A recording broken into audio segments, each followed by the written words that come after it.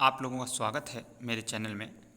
आज मैं फिर आपके लिए हिंदी के लिए नया वीडियो लेकर आया हूँ। 5वां chapter 10th class UP board का सुमित्रा नंदन पंत द्वारा रची हुई बहुत ही सुंदर और प्रेरणादायक कविता जिसका शीर्षक चींटी है। थी तो दो आपके सिलेबस में, परंतु कोविड-19 के प्रकोप के कारण आपके 30% जो सिलेबस कम कर दिया गया उसमें चंद्रलोक में प्रथम बार ये हटा दिया गया है। तो सिर्फ चींटी है, तो मैं आपको सिर्फ चींटी ही इसमें पढ़ाऊँगा, ठीक है। तो आइए हम लोग शुरू करते हैं। क्या है ये देखिए, चींटी। पहला पद्यांश क्या है? चींटी को देखा वह सरल विरल काली रेखा तम के दागे सी, जो हिल डुल चलती लघुपथ पल पल मिल जुलवा, वह पिपीली का पात देखो ना किस पाती, और काम करती वह सतत कन कन कन के चुनती अविरत। क्या है इसका मतलब? पहले आप इसका संदर्भ भी समझ लें कि संदर्भ आप किस प्रकार लिखेंगे। प्रस्तुत पद्यांश हमारी हिंदी पाठ्य पुस्तक के काव्यखंड के चींटी शीर्षक से उद्गृत है।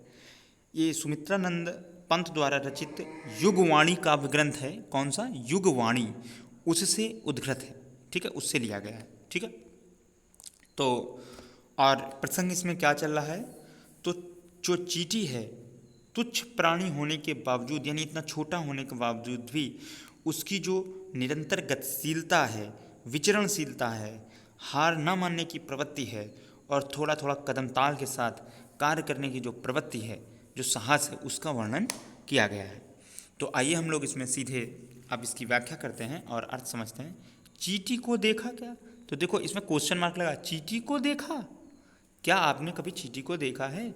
वह सरल विरल काली रेखा तम के धागे सी, जो हिलडुल चलती लघुपथ पल पल मिलजुल, जो सरल, वह सरल रेखा, वो एक छोटी सी रेखा जैसी, विरल काली रेखा, विरल मतलब छोटी छोटी छूट छूट के, तम के धागे जैसी, अंधेले, तम माने अंधेला या काला, काले धागे जैसी, जो हिल डुल कर, जो काला धागा जैसा हिला करता हवा में, उस प्रकार विरल दूर दूर होकर जो है ये चलती हैं। लघुपथ पल पल मिलजुल कर, और छोटे छोटे कदमों को मिलाकर तालमेल के साथ चलती हैं। वह है पिपीलिका पाती, वह है पिपीलिका पाती, वो है चींटी की पंक्ति।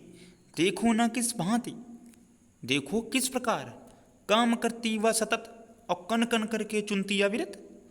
काम करती वह सतत यानी लगातार कार्य करती है, और कन कन यानी कण कण, कन के, ठीक है, कन के यानी कन, जो खाने वाने के सामान जो होते हैं, चुनती अविरत, लगातार चुनती है, बिना रुके चुनती है, ठीक है। तो कैसे लिखोगे आप इसको? इसकी व्याख्या अर्थ तो मैंने आपको बता दिया। कवि कहते हैं कि क्या तुमने कभी चींटी को देखा है?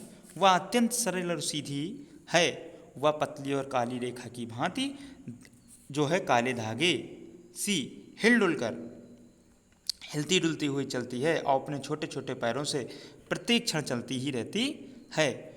वे सब एक पंक्ति में आगे पीछे जो है अर्थात मिलकर ही होती हुई चलती हैं, तथा देखने में काले धागे की रेखे सी ही दिखती हैं। देखो ना वह चींटियाँ किस तरह पंक्तिबद्ध होकर निरंतर चलती हैं। वह पिपीलिका पाती देखो ना किस भांति, ठीक है, किस प्रकार निरंतर चलती ही रहती हैं, अपने काम में लगी ही रहती हैं। वह बिना रुके एक एक कण इकट्ठा करती हैं, कण कण करके चुनती अविरत, बिना रुके हुए कण कण करके एक एक करके जो है इकट्ठा करके अपने घर ले जाती हैं, अर्थात वे कभी हार नहीं मानती, तथा लगातार श्रम से अपने परिवार के लिए भोजन को एकत्र करने का काम में तल्लीन रहती हैं, ठीक है, तल्लीन रहती हैं। चींटी श्रम की साकार व सजीव मूर्ति है।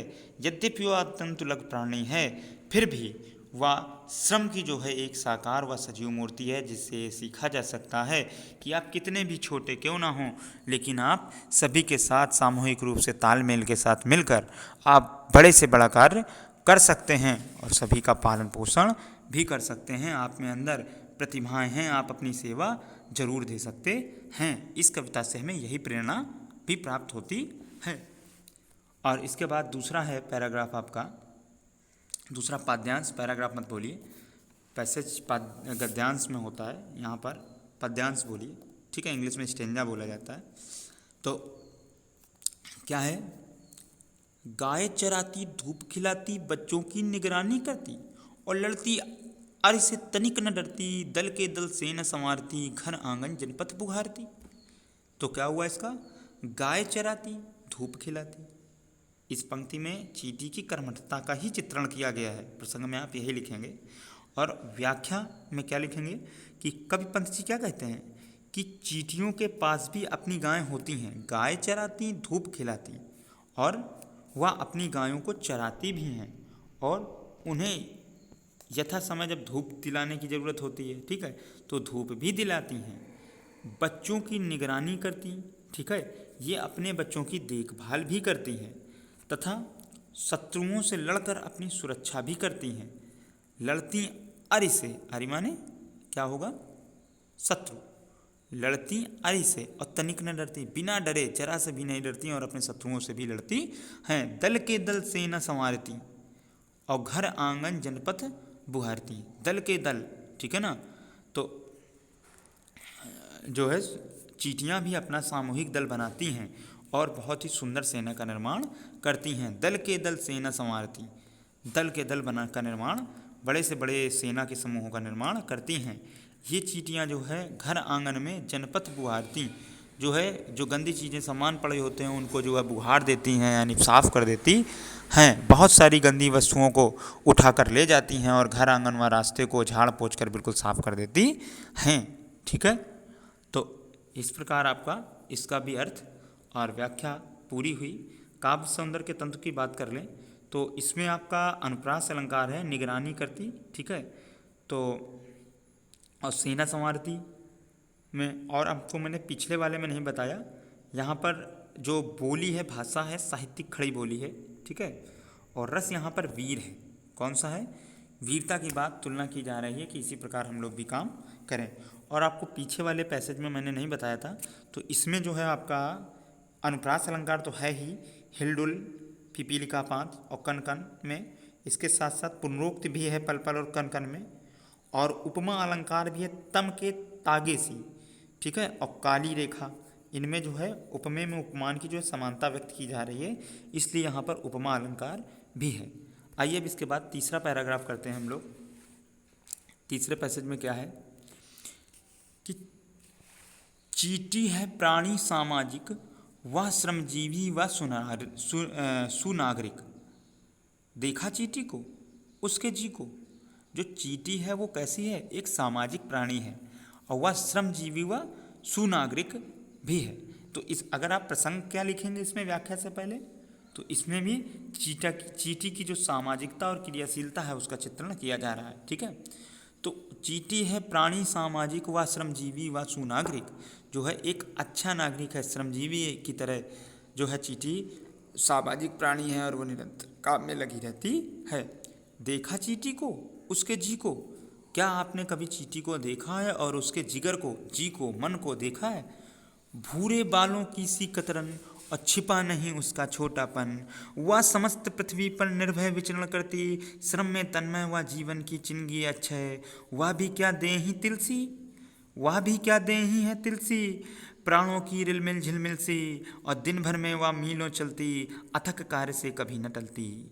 ठीक है, तो क्या हुआ इसका अर्थ? क्या लिखेंगे आप? व्याख्या क्या लिखेंगे कि पंत जी क्या कहते हैं कि चींटी जो है हमारे समाज की एक सामाजिक और श्रमजीविक और मेहनती प्राणी है, वह एक सभ्य नागरिक भी है, वह सुनागरिक, वह एक अच्छी सुंदर नागरिक भी है।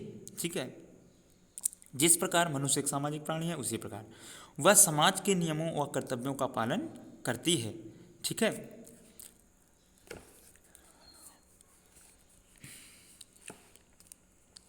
क्या तुमने कभी, फिर से कहते हैं जो पंत जी हैं, सुमित्रानंद पंत जी, कि क्या तुमने कभी चींटी को देखा है, उनके मन को भी जाना है कि उसका शरीर जो है कैसा लगता है? भूरे बालों की सी कतरन, जैसे भूरे बाल कटे हुए पड़े हों, कतरन जैसी लगते हों, और उसका छोटापन तो किसी से भी छुपा हुआ नहीं है।